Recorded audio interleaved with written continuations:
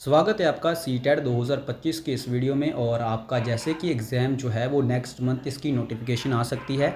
इस बार थोड़ा सा जो एग्ज़ाम है वो लेट हो गया, चलो कोई बात नहीं, आपको तैयारी करने का मौका मिल गया। अगर आप भी क्लियर करना चाहते हैं, आप भी चाइल्ड डेवलपमेंट पेडागोजी में से 30 नंबर लेकर आना चाहते हैं, जो कि बिल्कुल ईजी है। अगर आप बिल्कुल सारे टॉपिक क्लियर कर लेते हो तो आपके लिए ये जो टॉपिक है यानी कि ये जो सब्जेक्ट है वो काफ़ी ज़्यादा इजी हो जाता है। तो आज हम इंटेलिजेंस का टॉपिक करेंगे। आई होप आपने वीडियो को लाइक किया हो, सब्सक्राइब किया होगा चैनल को, और हमारी जो पहली वीडियोज़ हैं उनको देखा होगा। कोई सीरीज़ वाइज हम चल रहे हैं तो आपको उन वीडियो को देखना ज़रूरी है।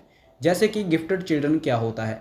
गिफ्टेड चाइल्ड वो होता है जिसका 140 IQ होता है। जैसे कि हमने पहले भी इंटेलिजेंस के और टॉपिक पर बात की है तो हाँ हमें मालूम है, लेकिन यहाँ पर ये बता रहे हैं हमें कि जो गिफ्टेड चिल्ड्रन होते हैं वो 3 प्रकार के होते हैं। पहला तो हमें मालूम है क्योंकि 140 IQ होता है उसका, लेकिन उसमें आइंस्टाइन आते हैं जिनका 140 IQ था।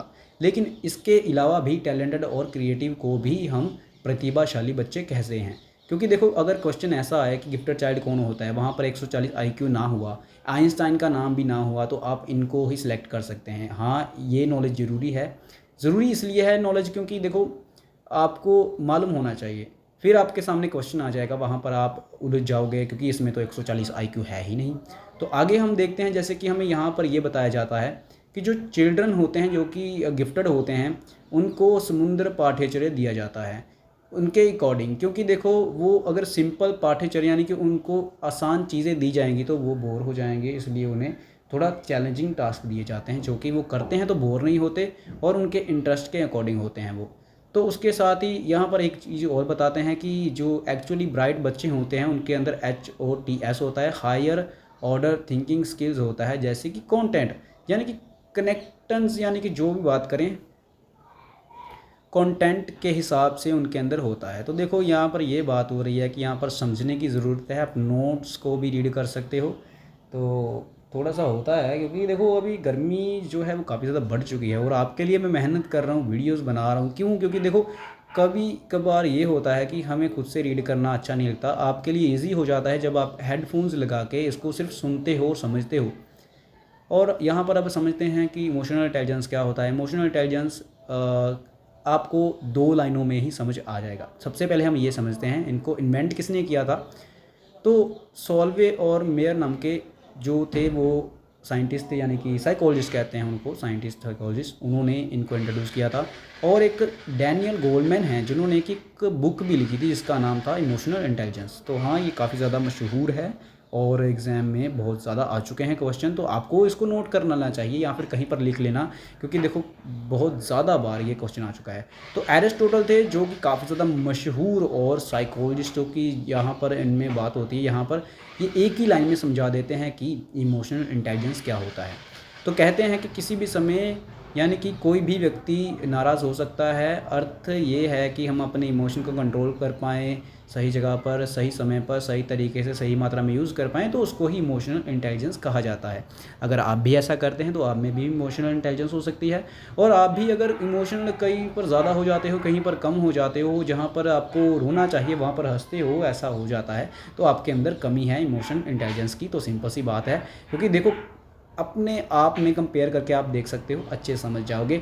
मैं सोच रहा हूँ कि आपको AI वीडियो के जो माध्यम से आपको समझाऊँ कि वीडियो से आपको और ज़्यादा डीपली नॉलेज मिलेगी, समझ में आएगा। लेकिन ये इजी है, देखो वॉइस से भी ये इजी टॉपिक तो मैं ऐसे ही कर दूँगा। हाँ, वीडियोज़ भी आपके लिए बनाऊँगा क्योंकि वीडियोज़ को देख के आप जो टॉपिक ज़्यादा क्रिटिकल है उनको समझ पाएँ। तो अब ये बता रहे हैं विशेषताएं कौन सी होती हैं। जो सोशल स्किल्स होते हैं वो होते हैं, सामाजिक कौशल होते हैं उसमें, जिसमें इमोशनल इंटेलिजेंस होता है, सिंपल होता है। आत्म जागरूकता होती है, वो तो होगी क्योंकि उसके अंदर इमोशनल इंटेलिजेंस है। मोटिवेशन भी उसके अंदर ज़्यादा होगा, एम्पैथी होगी और सेल्फ रेगुलेशन। चलो एम्पैथी पर बात करते हैं। सिंपैथी तो हमने सुना था, to put your self in somebody shoes, यानी कि यहाँ पर ये बताया जा रहा है कि आप खुद को उसकी जगह पर रख के देखोगे कि उसके साथ कैसा हुआ, आप फील करोगे, उसके साथ जो भी हुआ था उसको फील करोगे, समझोगे। ये नहीं कि आपके साथ बुरा हुआ है, बुरी बात हुई, ये नहीं कि आप उसको खुद की जगह या फिर खुद को उसकी जगह रख कर देखोगे। ये सिंपल है।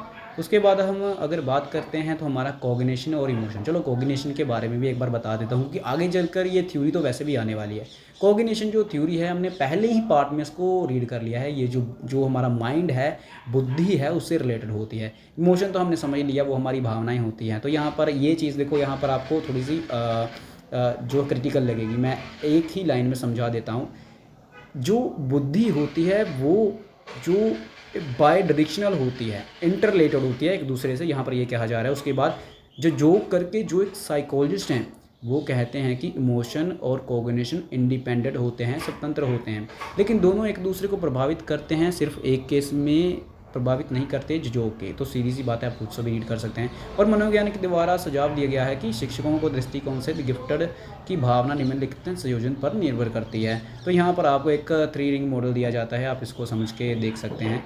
3 रिंग मॉडल, हाई एबिलिटी होती है, उसमें हाई क्रिएटिविटी होती है और हाई कमिटमेंट होती है। और देखो ये ACC भी आप इसको एक निमोनिक की तरह याद रख सकते हो, जिसको 3 रिंग मॉडल भी कहा जाता है। और एक बात और देखो, ऐसा कोई क्वेश्चन आ जाए कि 3 रिंग मॉडल क्या है, तो आप समझ जाएंगे ACC, जिसे हम high ability, high creativity, high commitment कहते हैं। तो देखो इस वीडियो का अंत यहीं पर होता है, क्योंकि ये टॉपिक यहाँ पर ख़त्म हो जाता है। हमारी जो वीडियो है वो काफ़ी ज़्यादा लंबी नहीं है, 1 घंटे की, आधे घंटे की। देखो हमारा काम है कि आपको जो टॉपिक है उसको सिर्फ डीपली यानी कि अच्छे से एक्सप्लेन करना, क्योंकि एक्सप्लेन करने वाले चैनल तो और भी ज़्यादा है, तो मुझे लगा एजुकेशन में भी ऐसा होना चाहिए। तो देखो अभी तो हमारे पास जो है उसके माध्यम से ही आपको एक्सप्लेन कर रहे हैं। आई होप आपको वीडियो अच्छी लगी होगी। लाइक करना, सब्सक्राइब करना, और चैनल पर नए हैं तो हमारी जो प्लेलिस्ट है चाइल्ड डेवलपमेंट पेडागोजी की, उसको पूरा देखना। मेरी बात मानो, एक बार आप पहली वीडियो से लेकर लास्ट वीडियो तक देख लोगे तो आपको वैसे ही क्लियर हो जाएगा चाइल्ड डेवलपमेंट पेडागोजी क्या होता है। ये सिंपल है, बहुत से लोग हैं जिनको ये जो है वो काफ़ी ज़्यादा हार्ड लगता है, डिफ़िकल्ट लगता है, बिल्कुल है नहीं।